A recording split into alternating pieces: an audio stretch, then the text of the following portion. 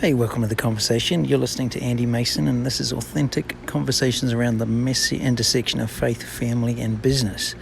And this is a continuation of the journey that we're currently on. We are, right now, I'm sitting in the Poconos, which is northern Pennsylvania, surrounded by green trees. We've literally left our Airbnb with my daughter, and we are sitting in a kind of a coffee shop, lunch place, compensating them nicely with food so that we can sit here and do work and record this for you. So if you haven't caught up with the story, is go back over the last few episodes and you'll see this journey of hearing God and moving from the West Coast to the East Coast. We thought it would go a lot smoother, quicker, simpler than has eventuated. And you can hear that, but a couple of podcasts ago, I shared that we'd found a house was different than what we expected, but amazingly beautiful. It's going to be wonderful, but it's an adjustment of expectation, but literally it's New Hope that was released, and the location is New Hope, Pennsylvania. So jump back a couple of sessions and you'll listen to that. But in the process, I was thinking we're all on track, closing end of July. I can now kind of start to plan and have some different kind of fun, which would be great over the next few weeks. Well, then I get a call last week from my mortgage manager saying, the underwriters don't like your situation. I was like, what? This is less borrowing than I had before, and my income is forecast to be higher than before, and the security from a bank's perspective, I was a banker. This is a no-brainer. What is the problem? And his comment was, I know, but now that this house search has taken so long, like we thought this would be locked in probably 3 months ago, because it's taken so long, we're now in a new state, in a new entity. We're no longer on salary, and we don't have, or an underwriter looks at the entity that you've got, doesn't have 2 years of financials. Well, no. And I could argue and say, but I've been running that under the other entity, or I've been running this in a different way. But from a underwriter's perspective, it doesn't fit the normal parameters. Key, normal.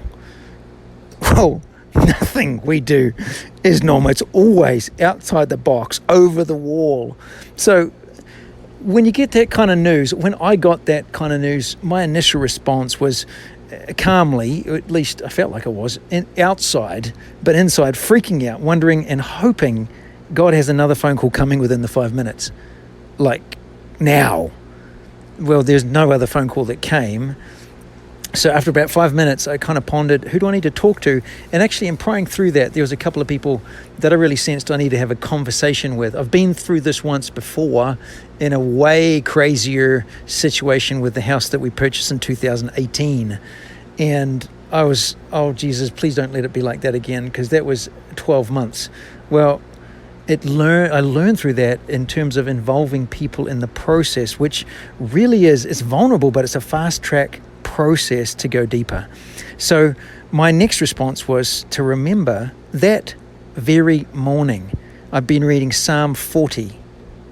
This morning, the very morning that we had that shock news, and Psalm 40 talks about God rescuing me out of a pit and putting me on a solid ground. So I read it again, and it says this, I waited and waited some more, that kind of emphasis. But the words, that's the Passion Translation. The emphasis is mine. So I'm going to read it again. I waited and waited some more, patiently, knowing. Are you sure about? I'm not really sure if I'm knowing, but at least I'll say knowing that God would come through for me. Then at last, he bent down and listened to my cry. He stooped down to lift me out of danger from the desolate pit I was in, out of the muddy mess I had fallen into. Now, I like that word, now, he's lifted me up into a firm, secure place and steadied me while I walk along his ascending path. Psalm 40, 1-2, the Passion Translation, emphasis and comments are mine. Okay, so God's got this. He's completely relaxed. He's not in a hurry. But I need the money.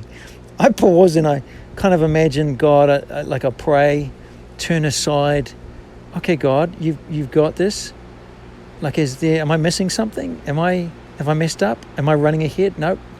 Actually, every sense that I have of him looking at me is only delight. Okay. And then I hear him say, will you trust me? Yes. Can I answer the affirmative with a question mark? Well, I guess I just did. Then he says again, do you trust me? Yes. But can I have some more information, like a plan, a strategy, an end picture of how and when this is going to work out good? Like, I know you're good. I know things work out good with you, but could I have some more information so that I could put my trust in the information? Oh, silence. And then I remember, trust in the Lord with all your heart and lean not on your own understanding. In all your ways acknowledge him, and he will direct your paths. Proverbs 3, 5, and 6. So God, are you sure I can trust you without understanding? Is it even responsible? Like, I'm a business guy. Like, we have a plan and a strategy. That's where we put our security and trust and confidence. Dang it. Okay. But this really doesn't feel easy or fun. Well, I guess there's nothing else to do because you have the words of life.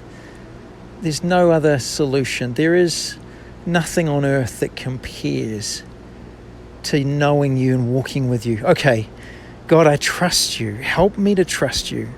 Help me to walk this out in such a way that everyone who hears will stand in awe of God and fall in love with him. That's Psalm 40, verse 3. That's where I'm at. It's kind of raw, but what does trusting God look like? Here's my keys for you. Number 1, listen and obey. I prayed and sensed I heard a couple of names of trusted people to call, so I did. That's always a vulnerable step because it's like sometimes you can feel stupid and like you failed. But what I've learned is that it's a fast track to deeper relationships. And if you do that with someone that you sense you're being vulnerable with, I'm not putting my problem on them. I'm asking for their input and advice.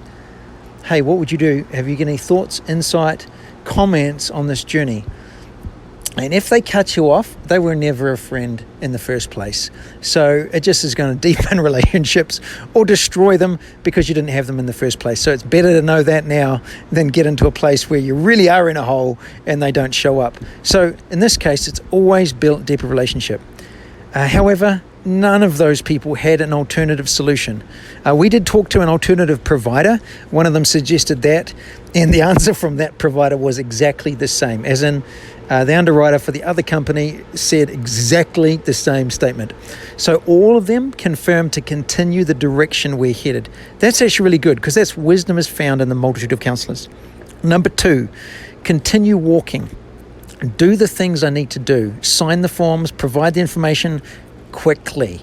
My tendency would be to procrastinate when I'm frustrated or I don't like it, is I kind of kick and scream and go slowly. You cannot afford to do that, especially we've got closing in now 3 weeks' time. So that says something. If you're in the business, you understand this has to be done quickly. So there is a solution our mortgage manager has actually come up with. He's in the process of pursuing. It's basically getting our loan approved based on my bank statements for the last 12 months, which it should be. It seems to fit all the criteria. The only cost is it's higher. It's a higher cost, which from my perspective, I hate it. But when I look at God and his face again, he just seems completely unfazed, not worried about it, not concerned, not angry at me, not like, Andy, you screwed up again. None of that. He's actually quite relaxed. Actually, what he's like, the image that I had when I was praying through Psalm 40 is of, if you've ever seen a Facebook Live video, and if you're watching it, you can actually hit the like or the love button, and it causes these likes, thumbs up, and heart emojis to actually pop onto the screen as it's going. Well, the image that I had is my life like a video FaceTime, like a Facebook Live, and God was the one that was going like, love, every now and then he comments, but very, very random. Like, I wish there was a whole lot more comments, edits, rewinds, cleanups, none of that. He just loves the journey. It's like he is so enjoying watching me navigate the process. Uncomfortable for me, but he's actually really, really pleased. So I keep walking, even though paying money, which is completely unnecessary in my opinion, stinks. But God, the one that I'm wanting to please the most, is actually really okay with it. So there's something that I can't yet see. So number 1 was listen and obey. Number 2, continue walking. Number 3, process honestly. I love how the Psalms doesn't sterilize the process. They're candid. So be candid with what you're feeling. I'm disappointed. I'm scared. I'm angry. And I want to direct that to a person, but really it's like God was the one that we followed the whole way through. What if I'd done something different at a different time, but at no point have I sensed or been led or counseled those ways? So I'm walking the way and he's pleased with the process. I'm not. So don't let my frustration spill over to undermine the knowledge of God to my family or community. I've got to process that in a healthy way, which is alone with him. Write it down. But then don't give that to your family. Give that to God. And then you get to, what are you going to do? What am I going to do? I'm going to continue that process. 1, 2, 3. I expect an answer today, which is going to mean that we have the funding at a higher cost, but something that can get us in and moving forward. And I don't need to sweat the things. It might be $150 extra per month, which in the big scheme of things, we can afford. In the big scheme of things, it makes really, in the light of eternity, it's not going to make any difference. But it does push past my desire for control. So, what about you? God's asking you, will you trust me? Will you let go control of what you think you know and walk with me? And what is your response? Here's what Psalm 30, 16-17 says. But may all who search for you be filled with joy and gladness in you. May those who love your salvation repeatedly shout, the Lord is great. As for me, since I am poor and needy, let the Lord keep me in his thoughts. God, you are my helper and my savior. Oh my God, do not delay. Watch this space and we'll give you an update next week.